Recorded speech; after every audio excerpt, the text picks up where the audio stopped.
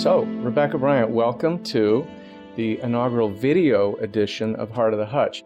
I was looking back at pictures of you at events, and you were always kind of in the background, right? Kind of making the thing happen, but never the person talking. But I just noticed recently that you were at the Value in Cancer Care Summit. Yeah. I wasn't able to photograph it, but a colleague of mine was, and I was looking at his pictures, and then I was like, Rebecca was up presenting. What's this transition you've made from background to stepping into the foreground? In the role that I have on the government community relations team, I am a civic ambassador for Fred Hutch, to be a connector, a professional friends maker, a relationship builder. And in that work, we have discovered that there's not a state action plan for cancer. There actually has not been one for close to a decade now. So this is something that the CDC funds in every state.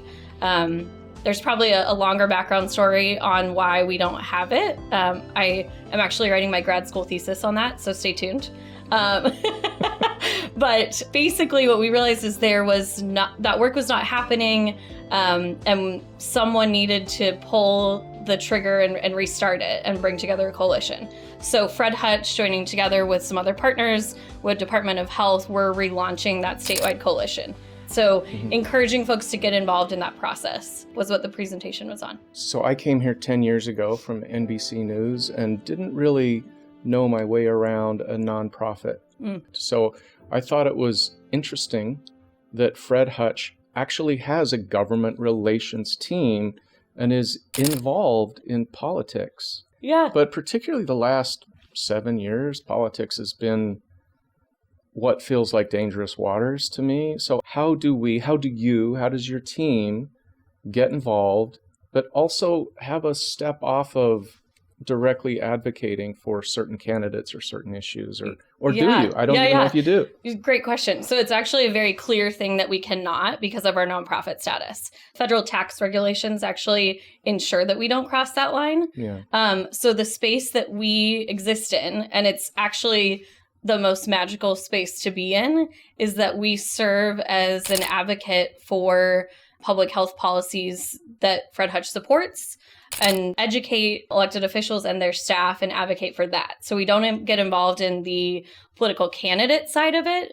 It's once folks are elected and they're in those important offices and representing communities, then we ensure that they're armed with all the best information to make sound public policy.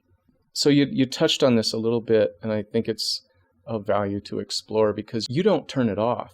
Like I've seen you out in the community in the evening at political events or at places where it's something you care about. You know, I was looking at some of your volunteer work. You're on a board, a local board. Yeah. Tell me about how you can't turn it off, or maybe I perceive that incorrectly? No, you're not wrong. I feel like I'm like the Leslie Knope of Fred Hutch, and I take that very seriously. And you must be Leslie Knope. Welcome. Welcome. My name just came out of your mouth. Well, yeah, it did. Leslie and I think, know how important community building is, and that if you don't have an engaged community, and if people don't care about government or even just the fabric of a civic society, then what do we have?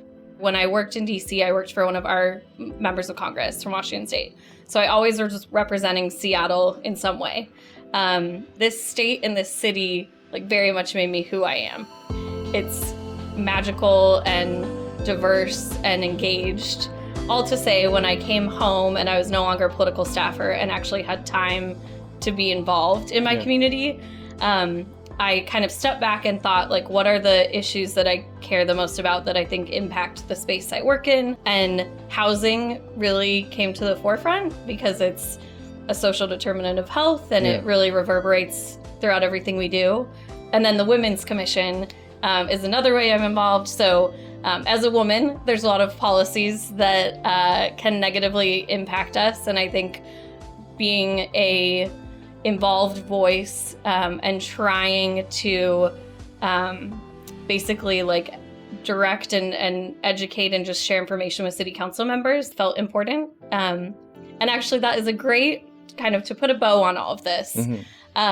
My job has always been in one form or another, and how I look at the world is like amplifying other voices or people's situations that need some sort of help. That's also what government is supposed to kind of do. And that's what I do at Fred Hutch, right? I take information, problems that scientists are dealing with. Our whole team, this is a team effort, but we take issues and raise them up to different levels of government if a policy is going to impact the science. Yeah. Let me ask you about that transition time from DC to here, because I've worked in DC a couple times, specifically when I worked for NBC News. It's kind of an amazing place. It's the center of political power of our country. The pull of gravity from that place feels pretty strong to me, and I sometimes don't know how someone such as yourself leaves that. How did you leave that? Why did you leave that? Why did you come back? Why are you at Fred Hutch? I love this question. I ended up getting an internship right after college, and I basically did my homework and picked someone that I really believed in. Okay. And so that is how throughout, not to make it political, but throughout 2 presidencies, a couple of different administrations. You were there, 10 years? Almost 10. So was there throughout a really interesting time in history. And I thought I wanted to do it forever. Okay. And then I kind of hit a mental brick wall and realized that the kind of to what you're saying, the gravity is strong there. It's intense. Sometimes the pull of that city and that space just gets caught up in more than doing good. And I realized that in my little bubble, the member of Congress I worked for was wonderful, but that wouldn't last for forever. This is not a joke. I went home, I made a list of organizations that I really respected, and Fred Hutch was at the top. Okay. That was a Monday, and then my job that I have now opened up that Friday. So it felt like the universe just said, here we go. Let's do this. Yeah. Okay. Yeah. If you could reach out to those 20-somethings who are just finishing school and thinking about what they want to do with their lives, and how do you fight cynicism? How do you stay involved and stay positive? I read a quote that, I hope I get this right, but it's basically never doubt that a small group of engaged citizens can change the world. In fact, it's the only thing that ever has. Wow. That's good. It's Margaret Mead. The other thing that is always in my brain is that politics is a pendulum, and it's a slow-moving pendulum. Right. And it takes a while to react to things. We kind of want government to be that way as a safety mechanism, too. Right. And I keep the ship moving that general direction. Yeah, and you almost need it to just make sure that policies are sound. So if we were super reactionary and things happened very quickly, that can get you into trouble too. So right. I think what I would say is it's a long game. And so the way to do it long term is to pick something you really care about, whether it's housing, whether it's immigration policy, or the environment. So last question, I was stalking you again, looking at your Instagram, and a couple recent things I noticed. One was a book, Women Making Waves. Yeah. And also pictures of you surfing out on the coast on the Olympic Peninsula in what looks like really cold waters. Yeah. Tell me about that. Yeah. Oh, this is my actual favorite thing in the world to talk about. And this is such a great question for this conversation, because people here are saving lives every day, and we will save more lives in the future.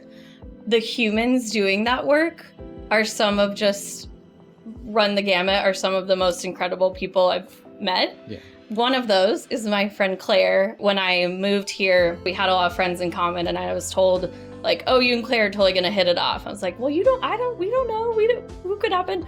Oh, yeah, she's the older sister I never had from day one. So all that to say, Claire approached me last spring and basically said, you seem up for an adventure all the time. I want to learn how to surf. Are you game? I said yes. So that's a thing. That's a huge thing. Yeah. Especially in for the a girl ocean, from Colorado. In cold water. Yep. We actually went to an all-women's surf camp last summer. Wow. And learned how to surf.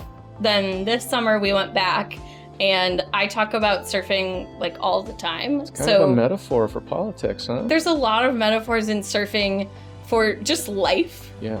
But yes, for politics for sure. It's waves come and they go. Right. Sentiment is strong at one moment and then the next wave comes. Right. When I think about the work that we do, waves are very helpful in thinking about grief and thinking about a cancer diagnosis. You know, sometimes you do crash. Sometimes you also can like make it to the shore standing up. You have to, in life, have to kind of understand that both of those can happen. It's going to be a wild ride along the way. That's a great spot to end. Thank you so much for your time, and thanks for coming to the studio.